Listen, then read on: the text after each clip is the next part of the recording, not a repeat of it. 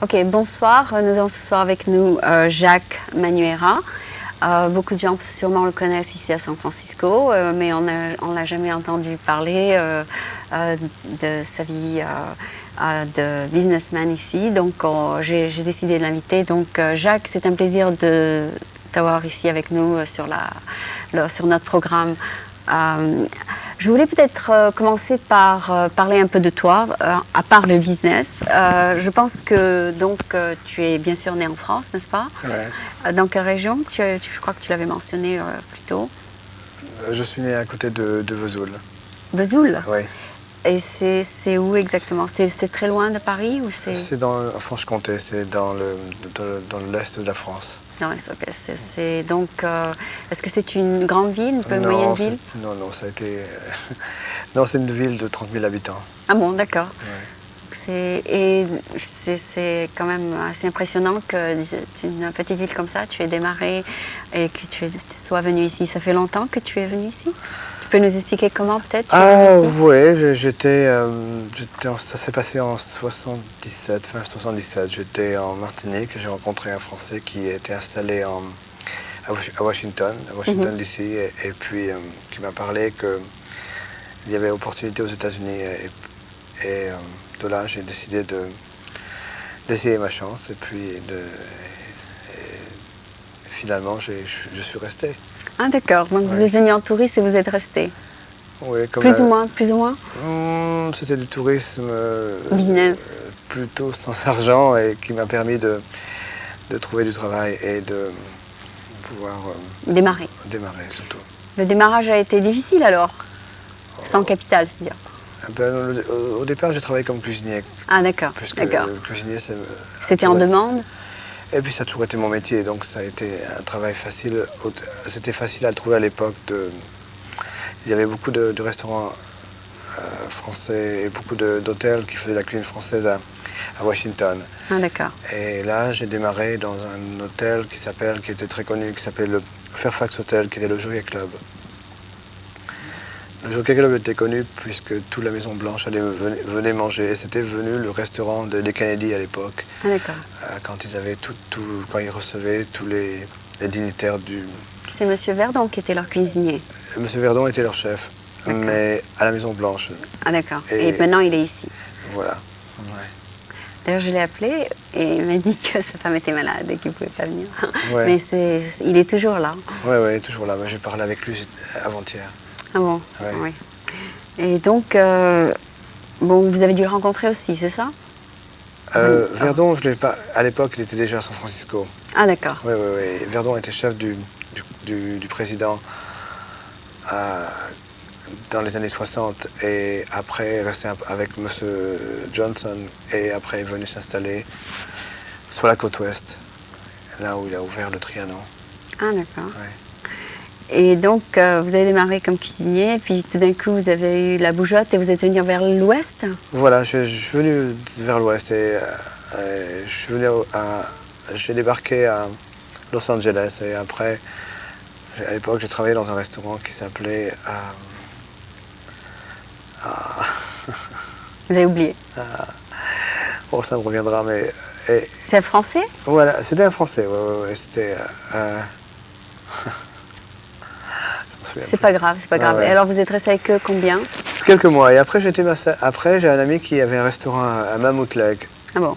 Et j'ai voulu combiner j'avais jamais skié, et le ski et le travail en même temps, ce qui m'a permis de découvrir ce côté de la Sierra, et donc j'ai travaillé pour ce restaurant qui s'appelait Chez Michel. Ah, c'est pas le même qu'ici? Ah non, rien à voir avec... le nom est le même, mais pas le même propriétaire. Style. Non, même le style était différent. Mm-hmm.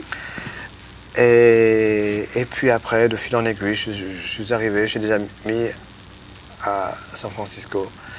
Et là, j'ai travaillé dans un restaurant à Lafayette qui s'appelait La Provence. Mm. Et j'étais le chef. Donc c'est vous qui donnez aux propriétaires les recettes, c'est ça? Oui, c'était pas vraiment. C'était déjà un restaurant établi, donc je n'ai pas créé, puisque à l'époque, donc je fais qu'amener quelques recettes, mais je n'ai fait que finalement suivre un peu la formule qu'ils avaient. Ah d'accord. Et après ça, je suis allé travailler dans un restaurant qui s'appelle le San Francisco Commercial Club, qui était un club privé. Et là, je suis resté pendant 5 ans et j'ai complètement été de l'autre côté de la situation. C'est-à-dire qu'au lieu d'être derrière un fourneau, je faisais du management. Et c'était un restaurant, c'était un club privé où nous faisions à peu près 500 déjeuners à midi avec 45 cuisiniers. Donc c'était toute une entreprise différente à gérer. C'était plutôt industriel. Oui. Et puis c'était plutôt, ça devenait du management plus que du travail. Donc tu avais des cuisiniers tu supervisais? Oui. Et c'était 45. Donc, 45. Ouais, donc c'était un travail différent. À la chaîne plutôt. On pourrait formuler comme ça. Chacun faisait son propre... Chacun avait sa partie, les poissonniers, les sauciers. Et moi, mon travail, c'était que tout se passe bien et de créer les plats tous les journaliers. Ah, d'accord. Ouais. Et donc, au fur et à mesure des années, tu as développé un répertoire, enfin Oui, j'ai essayé de voir ce qui est bon et ce qui voilà, plaît. et puis de combiner toutes les bases de cuisine française avec les besoins de la clientèle américaine. D'accord. Mais en essayant de ne pas trop avorter et trop devenir trop extrême, trop français ou trop américain. J'ai essayé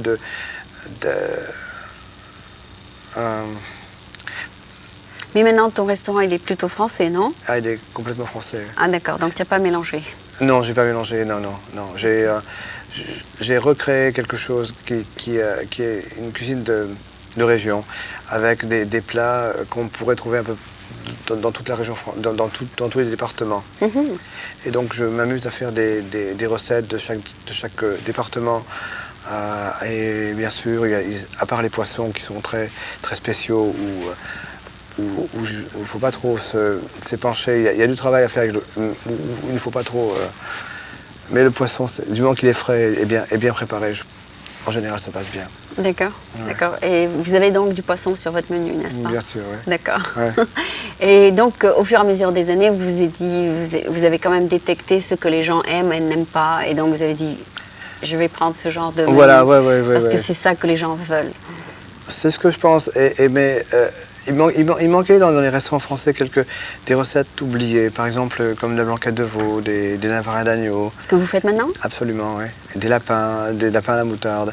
Et ça, je l'ai additionné à ma carte et c'est devenu quelque part...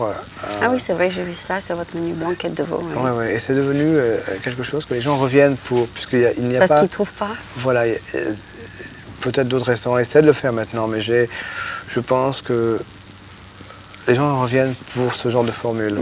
Et c'est ce qui a été créé. Et donc, vous avez établi donc une certaine spécialité, quoi.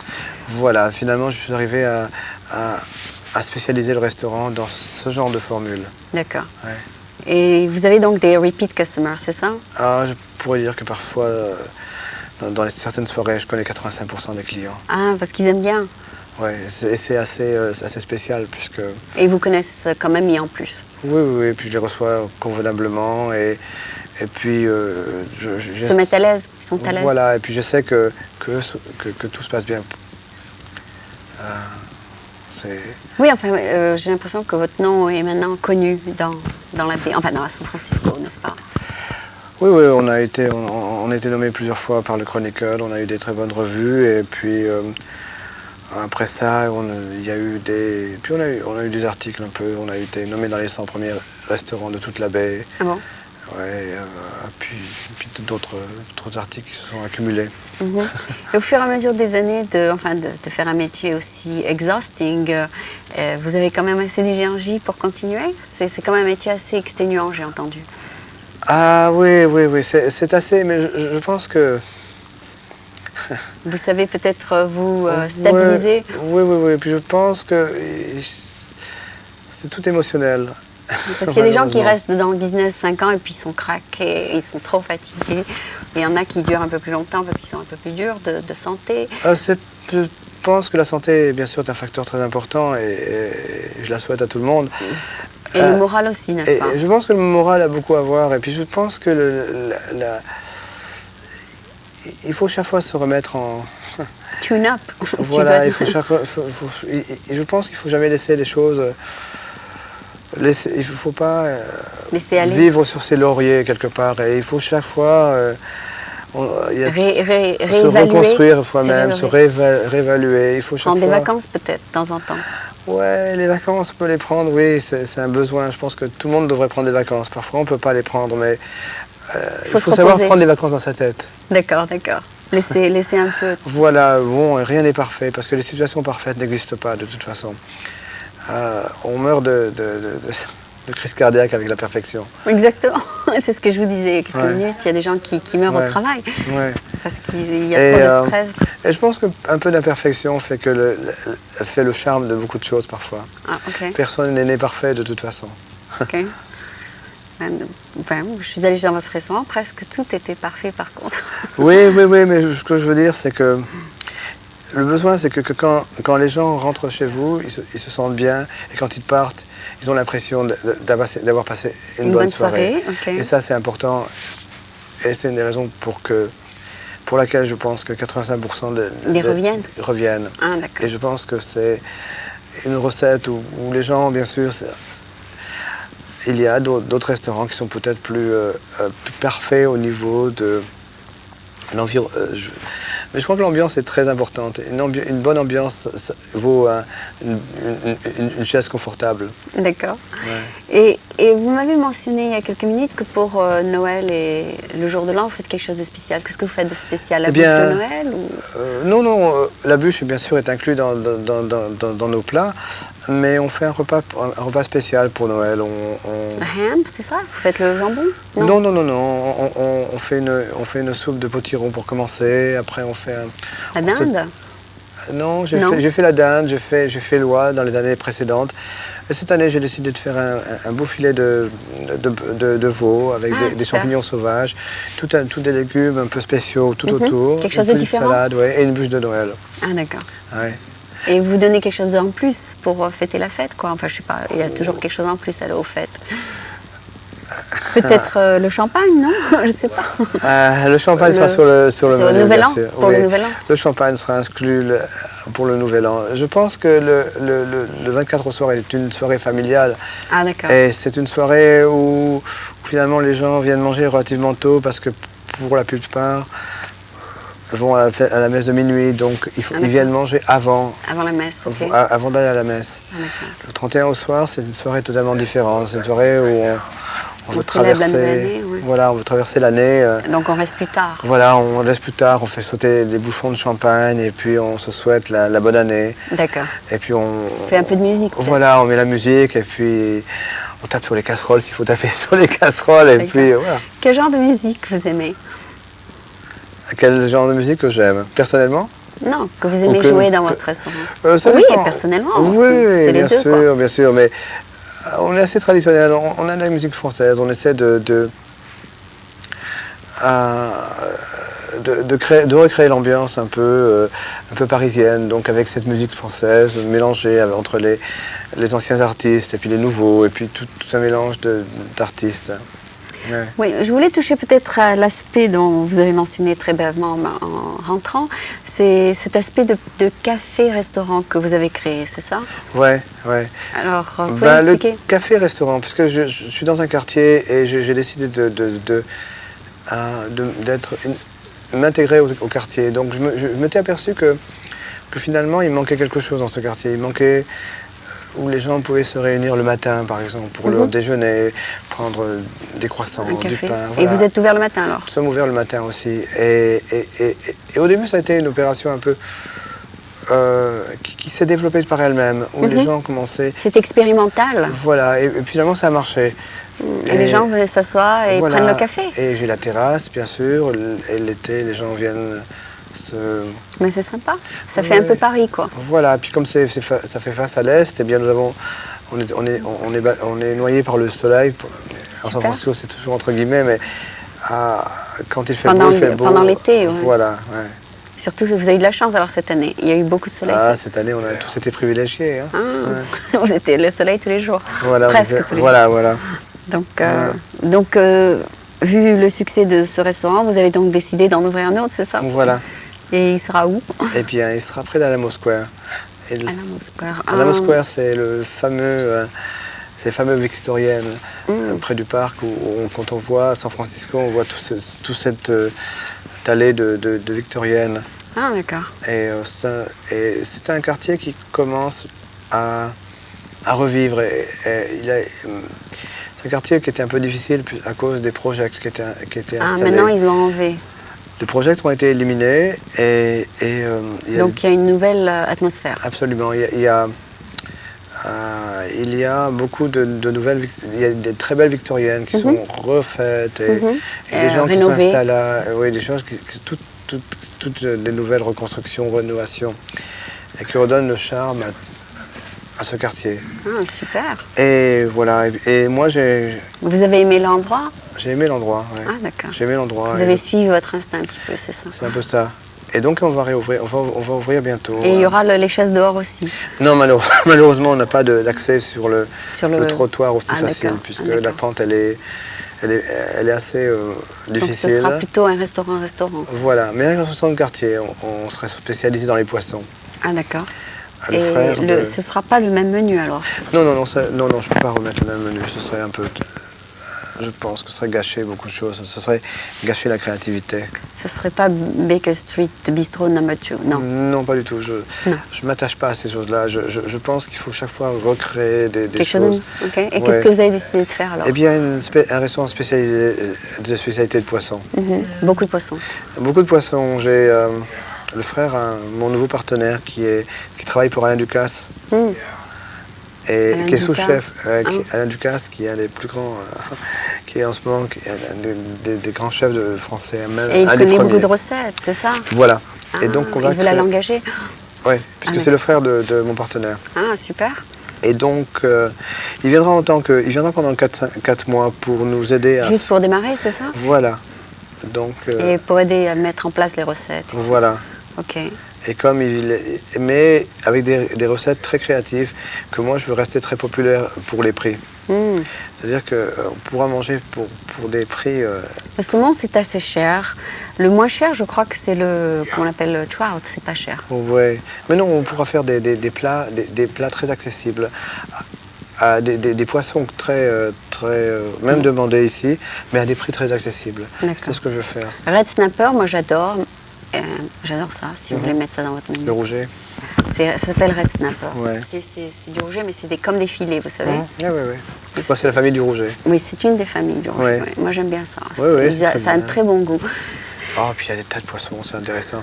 Puis il y a les mélanges de foie gras. Il y a le code, mais je ne sais pas si ça en vend dans San Francisco. C'est surtout dans la morue, hein, ça s'appelle. Oui, peut-être. Je ne connais pas en français. Ouais.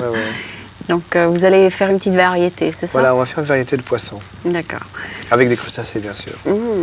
Super. Ouais. Et donc, il y aura, comme toujours, les salades et le pain et bien tout ça. Bien sûr. Le pain, des soupes de poissons, des clam chowder, parce que c'est à l'américaine aussi. Les Américains, il faut faire plaisir à tout le monde, je crois. Mais on peut faire ça avec des goûts personnels. Est-ce qu'il y aura peut-être... Est-ce que c'est beaucoup plus grand que l'autre? C'est différent, il y a à peu près 42 places assises, donc c'est un restaurant très parisien. 42, c'est moyen quoi. C'est moyen, c'est une bonne taille je pense. C'est une taille relativement facile. Alors comment vous allez vous diviser en deux? Aller d'un endroit à l'autre? Un soir chacun, c'est ça? Pas vraiment, non, puisque... non, je pense que je serai derrière le restaurant, beaucoup plus derrière que devant. Parfois j'irai, mais je crois que j'essaierai de faire profiter de mon expérience, puisque la personne qui va travailler... a déjà de l'expérience? A l'expérience et travaille avec moi en ce moment. D'accord. Donc elle sait très bien comment la formule marche. Simplement, moi je serai le support moral, voilà, le support moral, le support technique derrière. Et aussi, dans chaque restaurant, il y a aussi la partie que personne ne voit, c'est la partie financière, comptabilité, tout ça. Donc, c'est quelqu'un d'autre qui s'en occupe? Non, c'est moi. Vous faites tout? Même la partie... Oui, j'ai un coucher de comptable, mais c'est moi qui prépare tous les papiers pour la comptable. Ah, d'accord. Donc, je fais la partie achat, la partie... Donc, après que tout est fini, il faut faire des comptes, c'est ça? Si le compte est bon, oui, bien sûr. Les comptes, c'est partie de... Je pense que c'est très important parce que... Donc vous contrôlez un peu tout, non seulement la cuisine, mais aussi la cuisine, partie financière. la salle et la partie financière. Ah, d'accord, c'est beaucoup de travail alors. Finalement, votre restaurant, il est ouvert le matin, vous avez dit, et Ouais. le soir. Et le soir, oui. D'accord, le midi, vous faites break. Le midi, on fait un lunch, un Ah, déjeuner. vous faites aussi le lunch, donc c'est 3. Oui. Ah, c'est beaucoup ça. Vous avez quoi, 3 chefs, non 3. Non, j'ai un cuisinier qui fait la mise en place le matin, Mhm. qui l'a fait pour le soir aussi, qui fait par exemple toutes les blanquettes, tous les lapins. Et le midi, c'est quelqu'un d'autre? Et non, il fait aussi le midi en même temps. Il vient, il fait les préparations plus le midi, plus Il le doit être déjeuner. crevé alors. Enfin, c'est beaucoup de travail ça. Non, pas vraiment. C'est du travail. Bien sûr, rien ne se fait facilement. Mais il a la pratique. Mais oui, c'est la pratique. Et puis, il aime bien travailler. Il préfère travailler le matin que le soir. Ah, d'accord. Oui. Donc il y a des gens donc, qui font ça Voilà. bien, sans trop se stresser, c'est ça? Voilà, c'est moins stressant puisque c'est des préparations. C'est du travail, mais le soir, c'est beaucoup plus. Alors lui, il fait tout ce qui est préparation. Toutes les bases, il fait les tartes tatin, il fait les crèmes brûlées, il fait les crèmes caramel. Et vous arrivez, vous faites la final touch, c'est ça? C'est ça. Et les spécialités le soir aussi. D'accord, pour ce qui est très spécial, c'est vous. Voilà. Ouais. Vous êtes le spécialiste. Ouais. D'accord. Ouais. D'accord, ben, on dirait que... Est-ce que vous avez encore décidé du nom de votre prochain restaurant? Bien sûr. Ah bon? Oui, oui. Il s'appellera Jacques, chez Jacques? Pas du tout, non, non, Pas non. du tout. Je vais vous donner du caractère au... Ce que j'essaie de faire, c'est chaque fois donner donner une espèce de... Oh, le truc de C'est- quartier. Voilà, et nous sommes sur Alamo Square, je vais l'appeler Alamo Square. Ah, je vois, je vois, je vois. Comme j'étais sur Baker Street, je l'ai appelé Baker Street. Ah, d'accord, d'accord. J'ai additionné Donc- le bistrot. Ah, c'est ça comme en me- France. En France aussi, ils font ça, le nom du métro sur le café. Voilà. Ah, c'est ça. Je ne vais pas vous donner un nom personnel comme chez Jacques, chez Pierre, chez Paul. Oui, à côté de la gare du Nord, il y a le café du Nord. Voilà. À côté de... Et, ouais. et finalement, c'est pour le commun, pour la personne qui vous recherche, c'est simple. C'est facile. Ah, Voilà, d'accord. il n'y a pas besoin d'index pratiquement, il n'y a pas besoin de se mettre sur le Yellow Page. Et puis Alamo, c'est la lettre A, alors les gens ont envie de vous trouver sur le téléphone book. C'est pas mal aussi, oui. Non, c'est dire... C'est la première lettre de l'alphabet. Voilà, donc vous serez dans les premiers Voilà. choix sur Voilà. les Yellow Pages. Voilà. C'est un bon choix alors. Ou parfois avec les critiques aussi. Oui, c'est bien. Oui, alors ça c'est un bon choix. Ouais. A et B en plus, Ouais. les 2 premières lettres. Ben, c'est un bon choix, je trouve. C'est une bonne idée. Ouais. Donc vous Bien n'avez sûr. pas un ego, vous ne voulez pas Non, promulguer non, votre nom. Non, je pense que... Votre nom est déjà connu avec les amis, c'est ça? Ouais, et puis en plus, c'est pas ça. C'est donner à... Je crois que... On dit toujours, à Rome, tu fais comme font les Romains. Ah, d'accord. Eh bien, je pense que les gens du quartier sont toujours... Finalement, Très content qu'on... Eh oui, on parle... D'un seul coup, leur quartier devient... On en parle. Ah, d'accord. Comme ça, c'est des petites choses simples. D'accord. Et on vous identifie vis-à-vis de la place. C'est vrai, par exemple. J'habite en face de Baker Street Bistro. Tu connais pas, mais c'est fou, tu vois. Ah, C'est fou, d'accord. hein. C'est Ou à super. côté. Ou... Oui, c'est super. Par exemple, la rue Haight, il n'y a aucun restaurant qui s'appelle Haight Street, par exemple. Il n'y a Voilà. aucun. Et personne n'a eu l'idée. Ouais. Pourtant, c'est une rue pleine de restaurants. Eh oui, Haight Ashbury, c'est... Et pourtant, il n'y a aucun qui a eu l'idée de le faire. Ah, ne dites pas votre secret à n'importe qui. Ah, je sais pas un secret, je pense que c'est simplement... Votre propre idée. Oui, c'est un concept. On en revient aux mêmes choses. Je pourrais Comment l'appeler qu'il s'appelait votre restaurant, l'Alliance? Café de l'Alliance. Non. Je vois. Donc c'était toujours dans les concepts très faciles à retrouver. Ah, d'accord, Ouais. d'accord. Ah, ben, c'est une bonne idée. Maintenant, ça a changé. Oui, c'est le nom du propriétaire. Alexis. Alexis. Parce que les gens, ils ont le ego, ils veulent leur nom sur le... Oui, mais... Mais vous avez trouvé une autre formule, on dirait. Oui, beaucoup plus populaire. D'accord. D'accord, en fait, c'est un bon concept que je ne vois pas souvent ici. Enfin, c'est un concept plutôt peut-être de votre région de... Oui, et puis c'est simplement, je pense que... Finalement, vous avez quitté la France à quel âge? Eh bien... Très jeune? Oui, c'est très jeune. Oui. 18 ans, 20 ans? Non, un peu plus. 27 ans. 27. Et vous étiez déjà cuisinier en France, n'est-ce Ah pas? oui, j'ai fait l'école hôtelière à Strasbourg. Ah, d'accord. Ouais, j'ai travaillé à la réserve à Beaulieu pendant 4 ans. Donc vous étiez quand même déjà parti avec un peu de Ah, bagage. j'étais un peu formé, bien sûr. Ah, J'avais d'accord. déjà travaillé. Et le reste, c'est dans la pratique, c'est ça? Oui, le reste après devient la pratique et puis surtout la curiosité. Et puis je pense que chaque fois que j'ai eu des gens qui ont travaillé pour moi, chaque personne qui ont traversé la porte m'ont appris quelque chose. Même pour finir, pouvez-vous peut-être donner un conseil en général, peut-être à quelqu'un de jeune qui voudrait peut-être commencer un business? Quel est un petit peu quel est votre motto, ce que vous avez développé au cours des années? Eh bien, je pense que quelqu'un qui déciderait de s'installer dans un commerce, d'abord tout est à voir avec combien d'argent il a. Ok. Le moins possible, je pense, c'est la meilleure solution parce qu'il va donner beaucoup plus, il va créer beaucoup plus. Ah, Qu'il ait le nez pour la location. le flair, vous voulez dire? Oui, la location est importante. La location, c'est quelque chose d'émotionnel. Ça vous plaît, vous rentrez dans la place, vous la sentez. Elle est chaude pour vous. Si elle est chaude pour vous, je pense qu'il faut y aller. Vous revenez, ok. Ouais. Donc la location numéro 1. La location numéro 1. Location, comme ils disent dans le real estate, ils disent location, location, location. Et c'est pas pour rien, on le répète. C'est parce que dans le commercial comme dans le résidentiel, c'est très important. C'est le plus important. Absolument. Location, location, location. Absolument. D'accord. Où vous allez acheter, ça va être vraiment la décision de votre futur. Que ce sera successful ou pas. Ouais. Et donc, vous avez été successful aussi avec l'Alliance. Pourtant, pas tous ont été successful avec l'Alliance. Oh, c'est parce que j'étais peut-être le premier et que j'avais été capable de créer des gens qui revenaient. D'accord. Donc, il y a aussi quelque chose à l'intérieur qui compte. Je pense que la personnalité de la personne qui manage est très importante et le reste, eh bien, on crée plutôt de l'ambiance. Je pense que s'il y a une bonne qualité et qu'une ambiance est bonne et que les gens se sentent bien, pratiquement les gens peuvent manger au moins presque n'importe où. Ah, d'accord. Parce que et le menu numéro 3 alors? Alors 1, la location, la qualité, 2, l'ambiance et 3, le la menu. qualité. 3, le menu. Et le menu et la qualité, bien sûr. Ah, et la qualité, bien sûr. La qualité a à voir avec le menu. Si vous faites un menu sans qualité, les gens ne reviendront pas. Les gens ne sont pas non plus dupes. Vous ne pouvez pas simplement les duper en étant gentil avec eux. Ah, d'accord. Mais je pense que qualité, que déjà l'ambiance est le numéro 1 important, je pense. Bon. La location, bien sûr. Numéro 1, ouais. Numéro 1. Après, c'est l'ambiance. Et après, la qualité. Après, c'est la qualité. Il faut qu'elle soit consistante. D'accord. Surtout la consistance du travail. Si le travail n'est pas consistant, je pense qu'on perd les clients. D'accord. Je crois que vous l'avez tout très très bien expliqué. Et donc, je vous souhaite beaucoup de succès dans ce nouveau restaurant. Et c'est vraiment un plaisir de vous avoir rencontré. Merci. Et je vous souhaite encore beaucoup de succès. Merci beaucoup d'être venu. Et surtout, je sais que c'est période de fête et que c'est difficile de venir, donc j'apprécie encore plus. Joyeux Noël et puis bonne année pour tout le monde. D'accord. Et on viendra à nouveau. Merci beaucoup. Avec plaisir. Restez une seconde. Ouais.